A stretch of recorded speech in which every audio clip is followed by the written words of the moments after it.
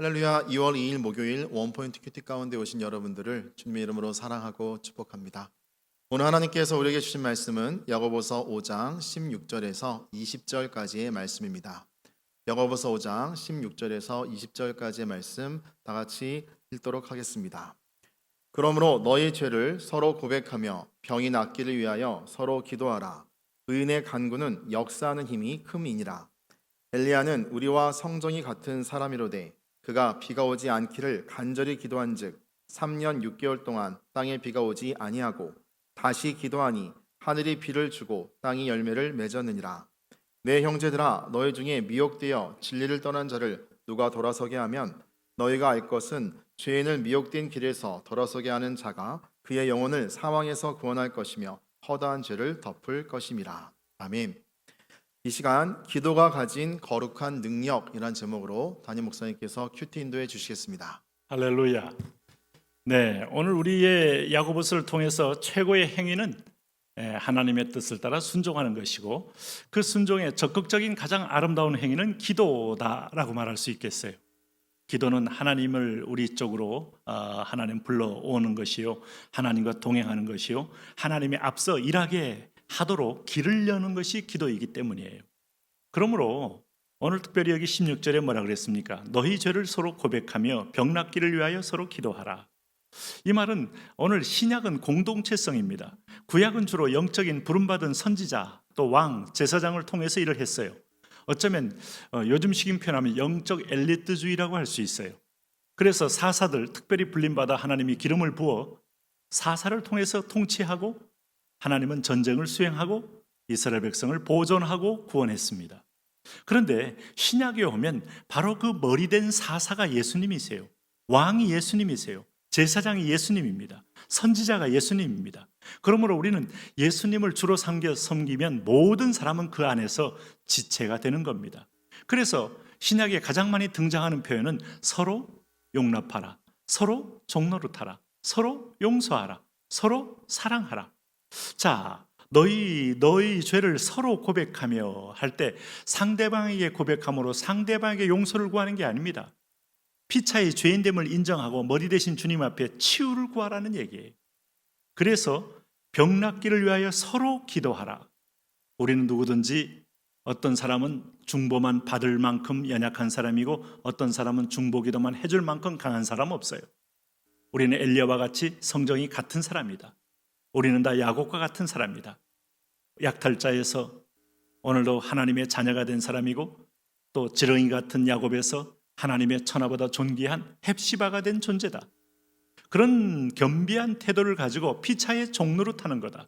그래서 서로를 위한 기도를 강조하고 있어요. 그 가운데 머리 대신 주님이 드러나는 겁니다.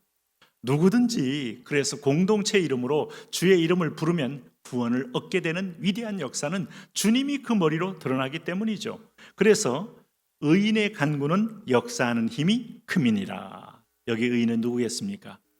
오늘 죄인됨을 알고 있는 의인이에요. 네, 죄인됨을 알지 못하는 죄인이 있고, 네, 오늘 죄인됨을 알고 있는 의인이 있어요. 바로 하나님의 사람들은 다 죄인임을 깨달은 하나님 앞에서의 의인인 줄로 믿습니다.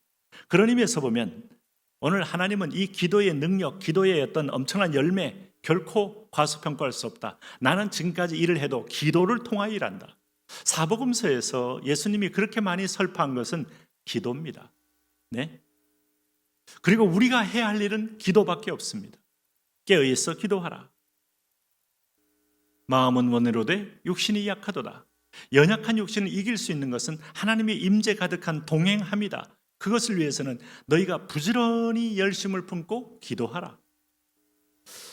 오늘 17절에 성경은 엘리야를 비유로 듭니다. 엘리야는 우리와 성정이 같은 사람이로되 그가 비가 오지 않기를 간절히 기도한즉 3년 6개월 동안 땅에 비가 오지 아니하고 다시 기도하니 하늘이 비를 주고 땅이 열매를 맺었느니라. 이런 거 보면 여러분 천기를 움직인 엄청난 여러분 위인 같지 않습니까? 그런데 엘리야는 우리와 성정이 똑같다 그랬어요. 그래서 성경은 엘리야를 절대로 과장하지 않아요. 미화하지 않아요. 그가 갈멜산에서 850명의 바알과 아세라 선자를 쳐부순 다음에 기르시네가까지 내려가서 모두 도륙한 이후에 그는 하나님의 명령으로 그리시네가에 갔다가 엘리사가 보낸 마지막 편지, 내가 너를 반드시 잡아 죽이리라, 그 얘기 듣고 얼마나 두려워 떨면서 다리가 후들거리고 마음이 물처럼 녹았습니까? 이겼는데, 아니 승리케 하신 하나님이 계셨는데 이세벨이 더 세 보였어요. 더 강해 보였어요. 여러분, 우리가 승리한 이후에도 사단이 더 강해 보일 때가 있습니다. 여전히 사단이 건재하게 나타날 때가 있습니다. 걱정하지 마십시오. 시험하는 거예요. 그렇게 두려움을 느낀 엘리야, 얼마나 공포에 절었는지 우리와 성정이 같은 사람이로되 그랬습니다. 그럼에도 불구하고 하나님이 그와 동행하니까 도구는, 여러분, 하나님이 함께 할 때는 빛나는 겁니다. 비가 오지 않기를 간절히 기도한 즉 3년 6개월 동안 땅에 비가 오지 아니하고 다시 기도한 즉 하늘이 비를 내리고 하늘문을 열고 닫는 사람이었다. 그러므로 오늘 우리가 이 기도의 능력, 기도의 파워를 결코 가소평가하면 안 돼요. 두세 사람이 내 이름으로 모인 곳에 내가 그들 중에 함께 있느니라. 그러면 두 사람, 세 사람 문제가 생길 때마다 먼저 기도하고 결과를 기다리세요. 먼저 회의하고 먼저 연구하고 하지 말고 먼저 기도하고, 네? 선교사로 나갔으면 먼저 기도하고, 오늘 우리가 하나님의 일을 하기 위해 모였으면 먼저 기도하고, 순모임에 있으면 먼저 기도하고, 아팠으면 먼저 어디가 좋은 약이 있고 어디가 영험한 이고 어디가 한의원이 위대하고 이런 얘기하기 전에 먼저 기도하고 하나님을 먼저 앞서 길을 여는 태도, 이게 바로 현장에서의 삶의 믿음입니다. 오늘 우리가 성경에서 이 주님께서 여리고 가까이 가실 때 소경이 길가에 앉아 구걸하고 있다가 오늘 주님께서 무리와 함께 지나간다는 소식을 듣습니다. 그런데 여러분, 한번 상황을 한번 생각해 보세요. 그냥 가만히 지켜봤으면 아마 아무 일도 일어나지 않았을 거예요.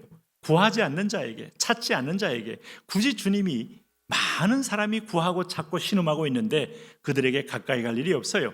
그런데 그들이 소리를 지르잖아요. 다윗의 자손 예수여, 우리를 불쌍히 여기소서. 다윗의 자손 예수여.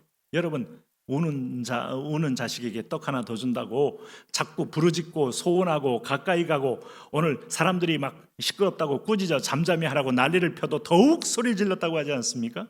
그럴 때 우리 주님께서 뭐라 그랬어요? 내가 무엇을 원하느냐? 내가 보기를 원하나이다 했더니 보아라, 내 믿음이 너를 구원하였느니라. 결국은 여러분, 하나님께 가까이 가는 것은 믿음입니다. 심지어 야곱의 탐심과 욕심을 가지고 하나님을 찾았던 것마저도 하나님은 내가 야곱을 사랑하였고 에서는 미워한 것으로 하나님은 아름답게 마지막 그림을 그려요. 하나님께 가까이 가십시오. 크고 작은 문제를 계속 구하십시오. 순 식구들끼리 기도의 동역자를 만들고 인생의 회사에서 기도팀을 만들고 기도로 나가보십시오. 오늘 하나님이 응답하고 하나님이 개입하는 것을 보게 될 것입니다. 하나님의 선한 역사, 또 하나님의 기적을 경험하며 살며 세상을 이기며 사는 복된 자녀 되게 하여 주옵소서. 예수님 이름으로 기도합니다. 아멘.